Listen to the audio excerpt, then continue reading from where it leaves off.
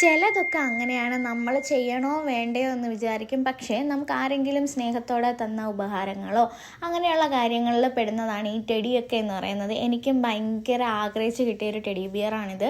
അപ്പോൾ ഇതിനെ സൂക്ഷിച്ച് വെക്കേണ്ടത് എൻ്റെ കടമയും കൂടെയാണ്. അപ്പോൾ ഇത്രയും ദിവസം ഞാനിത് പഞ്ഞിയോടെയാണ് വാഷ് ചെയ്തുകൊണ്ടിരുന്നത്.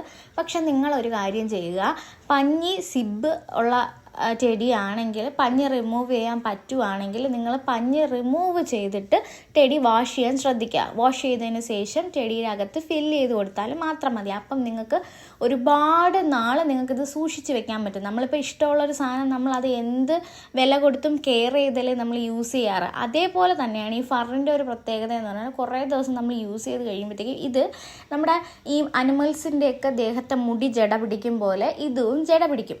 അപ്പോൾ അത് ഒഴിവാക്കാനായിട്ട് നിങ്ങൾ കഴുകിയതിന് ശേഷം നിങ്ങളുടെ ചീപ്പോ അല്ലെങ്കിൽ ഈ ഐബ്രോയുടെ ചീർപ്പോ കുറച്ച് കട്ടിയുള്ളതാണെങ്കിൽ ഐബ്രോ യൂസ് ചെയ്തോളൂ, അല്ലെങ്കിൽ ഇത് പൊടിഞ്ഞു പോവാൻ ചാൻസ് ഉണ്ട്. സോ നിങ്ങൾ നിങ്ങളുടെ തല കോതുന്ന ചീപ്പ് വെച്ചിട്ട് തന്നെ നല്ലതുപോലെ മുകളിലോട്ട്, അതായത് ഡയറക്ഷൻ അനുസരിച്ചിട്ട് കോതി കൊടുക്കുക. കോതി കൊടുത്തതിന് ശേഷം നമുക്ക് നല്ലൊരു വെൽവെറ്റി ഫിനിഷ് തന്നെ നമുക്ക് തോന്നിക്കും. അപ്പോൾ ബിഫോർ ആൻഡ് ആഫ്റ്റർ ഞാൻ കാണിക്കുന്നുണ്ട്. Don't forget to like, share, subscribe.